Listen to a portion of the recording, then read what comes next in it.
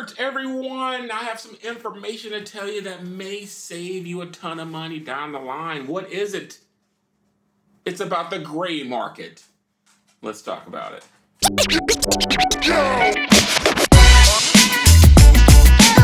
All right, so a few months back, maybe a year ago, maybe a few months back, I think when I just started, about a year ago, when I first started doing this whole talking head thing in front of the camera, I talked about this Sigma 2470 Art Series F2.8, and I had sent this little buddy off to get serviced. It had some dust inside of it, and I sent it off to get serviced, and it was back, and it was beautiful, and it was seamless. They didn't charge me anything. It was a beautiful experience. So what's the difference between these two lenses and these two lenses? These two lenses were purchased from authorized sellers, right? Authorized retailers. And what does that mean? That means that these two lenses come with the full authorized warranty and service and all of that peace of mind that comes with a set of lenses.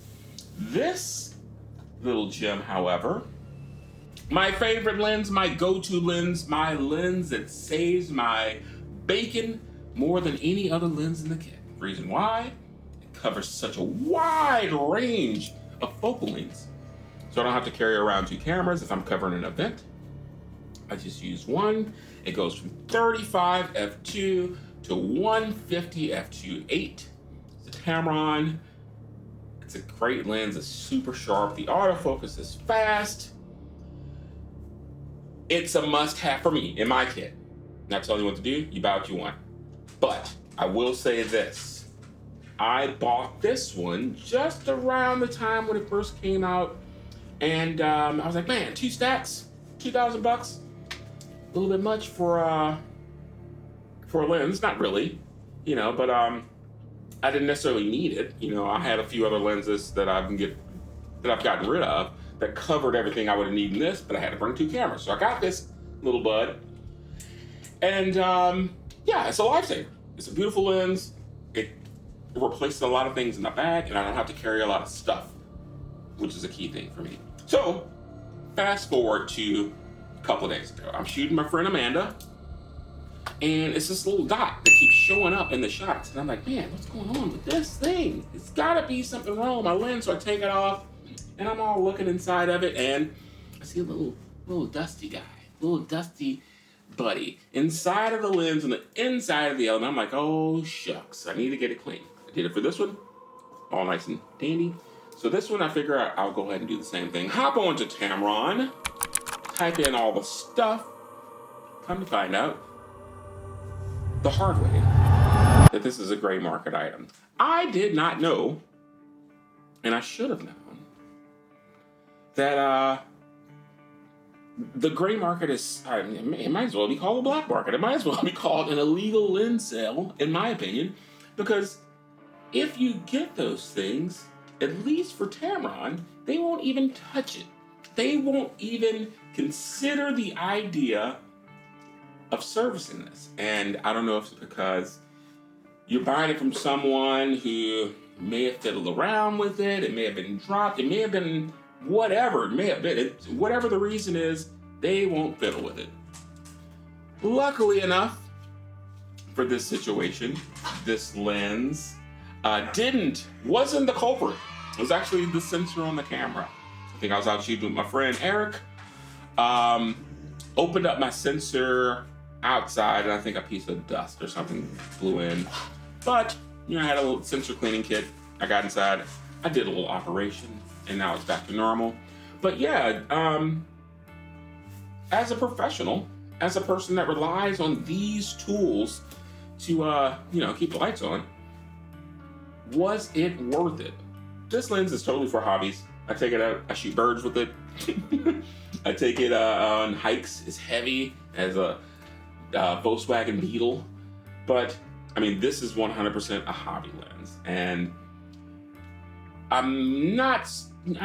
guess I'm not so worried about if something goes wrong with this, because this is something I use to shoot just for me, This, however, is a workhorse.